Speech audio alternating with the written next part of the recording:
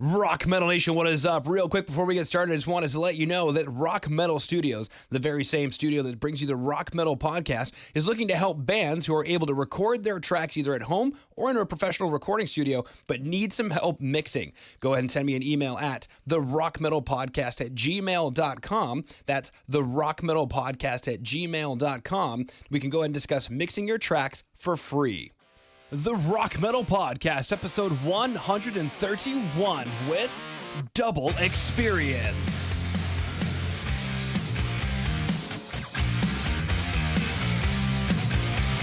Rock Metal Nation, what is up? This is John from the Rock Metal Podcast. That sample you just heard was EI Freaks Me Out by Double Experience, who I've got on the show with me right now. EI Freaks Me Out is the latest single from the Canadian Nerd Rockers, following up the success of their 2016 release, Unsaved Progress, released via Colfax Music. Right now I'm being joined by guitarist Brock Tinsley to share some stories about the music and share more info about the band. Brock, welcome to the show. Thank you very much. That was quite the impressive intro, I'm not going to lie. Well, sir, you get to live it every day. Without you, there'd be no intro. I guess so, but you make it sound so eloquent. Oh, why, thank you, sir. Thank you. And good to have you on the show. Let's go listen back to that track. EI Freaks Me Out.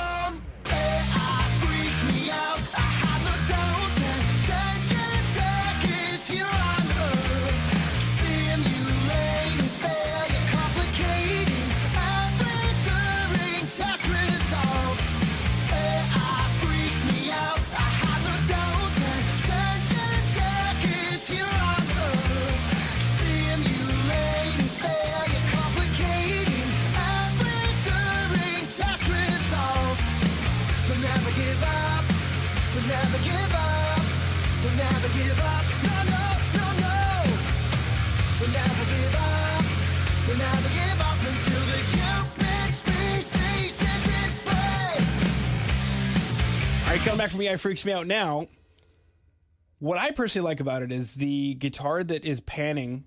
I think it's like left to right, but either way, it's like panning around in the stereo field, and then it just kicks in, honestly, pretty heavy. And then the next thing I know, I'm like subconsciously fist pumping and singing along to an incredibly catchy chorus. That was exactly what we designed or programmed that song to do, I guess. Now, really, obviously, the big question is AI Freaks Me Out. Talk to us about that. What is the story or inspiration behind the track? It's funny because, when rock and roll songs were written years ago, all the topical things were, like war or politics, but it was actually like, in my opinion, artificial intelligence is one of the most current things happening right now. Like every day, whether you're hearing about Alexa taking on a mind of her own, or just, all these little kind of devices that are designed to make our life easier, but at the same time, maybe it's all coming at a price of privacy, or, our device is always listening to us, are they already sentient beings? So I think that was kind of just really where it all came from when Ian and I were writing the song, is just, this is actually like something our kids will just, maybe grow up being like, robots are entirely normal, a part of the family. Whereas our generation, we're still kind of coming to grips with the fact that it's not just a Star Trek episode. Like they exist here today, Yeah. And, you bring up a really good point, because I have a son who's going to be 4 here in a couple of months. And looking at his childhood, it's like humans just accept their environment, because he has iPads, iPhones. He's got, there's mommy's phone. Oh, there's daddy's phone. And it's, when I was his age, it was, well, here's an Etch-a-Sketch. The computer is not something you touch. There's one phone. It's in the kitchen. And it's like, being my age, I have to adjust to, how do I use this contraption? Whereas with him, it's like, well, that's just life. That's just his world. And something that you mentioned that really brought that point home was, well, at some point into the future, kids are just going to think that robots are no different than having just a regular pet. Or yeah, exactly. Like the way I kind of see it is, we look at it as whether we're online or offline, but I think kids are now just awake or asleep. Like when they are awake, they are always online. That they don't even, I don't think kids can even understand what being offline is, right? They're always connected, always learning, always, basically receptive to whether it's new data or new technology. Like it's really kind of bizarre, just that this type of human or specimen has never existed before, that just like has this really big relationship with something like digital. It's really crazy. Yeah, and actually, now that you mention that, I'm realizing that offline actually doesn't even make any sense anymore, because I haven't actually gone online on a dial-up modem, and I don't know how long. I'm just always connected, either whether exactly. It's, crazy. Now, when it came to writing the track, I know you mentioned that you're doing a bit of collab with the track. Now, is that how the whole album, like from 2016, is that how it went, with especially with the new material, or how did the writing of the song just happen? Yeah, like in the past, it would be kind of like, show and tell, bring your best riff or idea, and then have everyone kind of savage it and ravage it, and at the end there'd be an album. But this time, Ian and I, it was really like, we would basically sit down and talk about, what do we even want to write about, which is kind of like, seems like the horse that leads the cart. But for our band, it was always just like, well, I want this cool riff to be in a song, and I don't care how bad or good the song is. Like this riff must be in it, kind of thing. But now when Ian and I talk about what is it that we even want to say, it's a very equal effort of Ian suggests as much music, lyrics, or vocals as I do, but maybe each of us have different strengths, but it's all kind of ended up in the final product. So I think he and I are really on the same page about, where the inspirations for these, science fiction-y songs come from. And then as well, like, do the kind of straight up, as you say, fist pumping, rock and roll, natural stupidity, I guess, of music. Then we just really like that sound, and we wrap it up in these kind of like lofty, very good kind of non-mainstream topics. But I mean that like no other band seems to want to address this stuff. It's still just all about, girl done me wrong, girl done me right. But in this age of like pop culture and technology, like there seem to be very few bands who like have something to say about it. You're not wrong, sir. Actually, I was thinking, as you called it, the stupid things that music does to us. Like, well, we have something to say. Yes, white girls just break out into random dance at our shows. but we do have things to say. Well, and that's, I mean, hey, the dancing part's cool too. I just think that, you know, rock and roll is almost like this checklist of, you know, people care more about what their song has to meet in that checklist and then saying something new and bringing something new to the table. That, I mean, yes, you know, Ian and I didn't reinvent the wheel on the pentatonic scale and the AC/DC rock beat and AI Freaks Me Out, but we at least tried to say that we're interested in exploring new ideas instead of just, you know, sex, drugs, rock and roll. Absolutely. Let's go listen to the next track, The Pilot.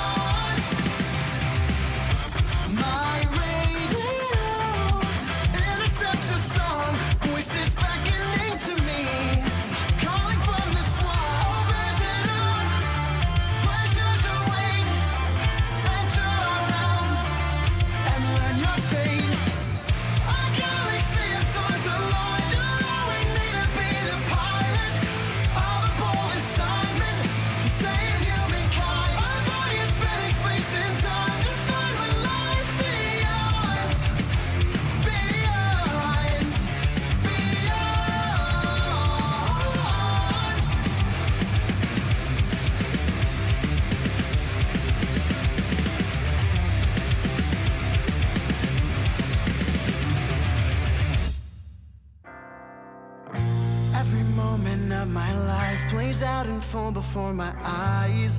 I know that I'm a goner now.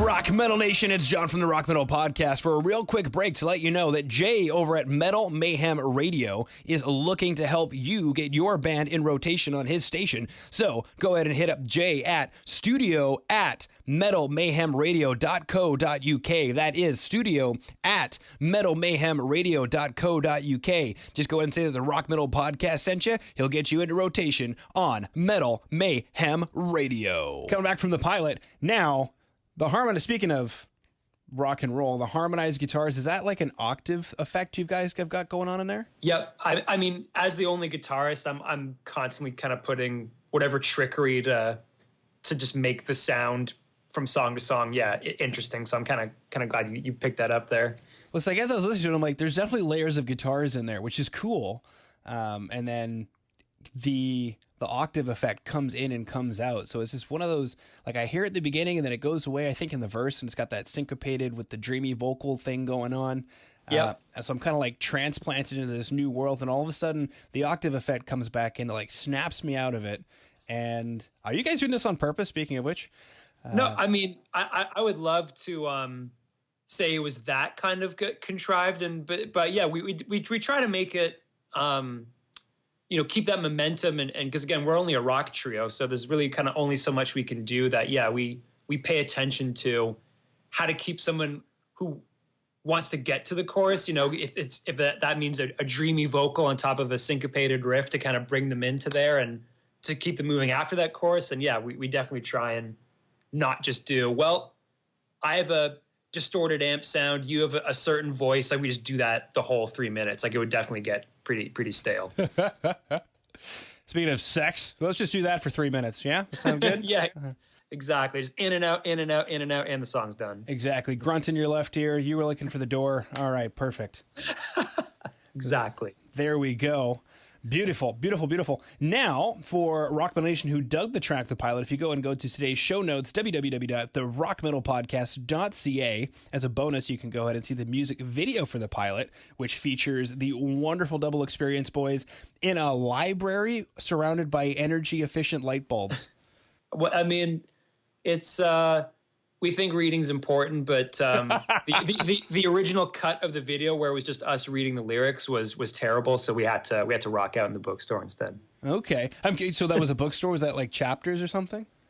It was, there's this venue in Ottawa that they serve coffee and books. And when the sun sets, they kind of push all that to the side and let bands come in. And it's almost like a proving ground for the upstarting creative types. Even you could be visual artists, you could be a violinist, they kind of just allow you the space to go. Let's hear some art. So it's like a supper club, but for bands and creative people. Yeah, no, and that was one of the reasons why we wanted to do the video. There was just to kind of draw people's attention to the fact that Ottawa isn't just the town that fun forgot where the government is. There's actually some pretty cool things happening there too.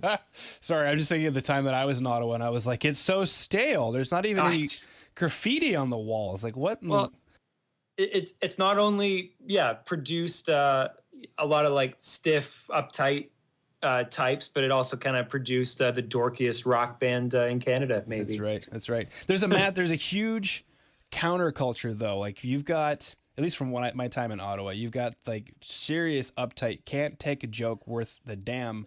And then you've got the other counterculture to it, which is, I don't know, it's a very interesting city when I was there anyway. Yeah, I think, where there's Coke, there's Diet Coke. And I think for too long, people were, stuck in one way in Ottawa. I think, the pendulum kind of just shifted to let's cut loose. Let's let down the hair and have some fun in the city. So. Exactly, sir. Exactly. Sweet. Now, what kind of exciting news do you guys have coming up for Rock Metal Nation to pay attention to? Well, we just got back from a tour with Head PE, which was interesting, and we're looking to do some more touring leading up to the summer. We are just trying to honestly keep writing. Like the first two singles that you kind of played on the show. Are the first of dozens, and kind of in lieu of a traditional album, our band's just committed to releasing music in a steady stream. So by the time people hear this, there should be another single that's already out. I wish I could have the foresight to know which one we had exactly picked, but certainly by April there will be another single already for people to listen to. Perfect. Now, so for Rock Metal Nation, who's currently frothing at the ears at the two tracks they heard, AI Freaks Me Out, The Pilot, and the notion that you're just going to keep coming out with more songs. Very smart indeed, my good man. Now, their question is going to be, well, how in the world can we keep in touch with Double Experience? Is there a website that they should go to? Starting on 2X Experience, so like the number 2X and then experience.com. That's the nucleus for everything. And then I guess whatever your preferred timeline of choices, be it Instagram or Facebook. I mean, our band's on everything, including eHarmony. So we're available.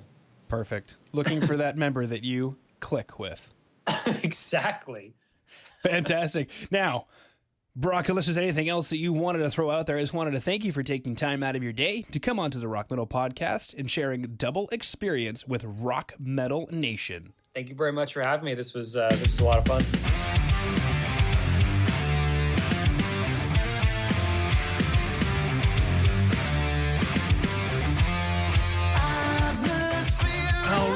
Rock Metal Nation. Hopefully you just found your new favorite band in Double Experience. Big thanks again to them for coming on and sharing their music with us. Make sure to head over to www.therockmetalpodcast.ca to get all the information on the show you just heard today. And until then, rock on, Rock Metal Nation.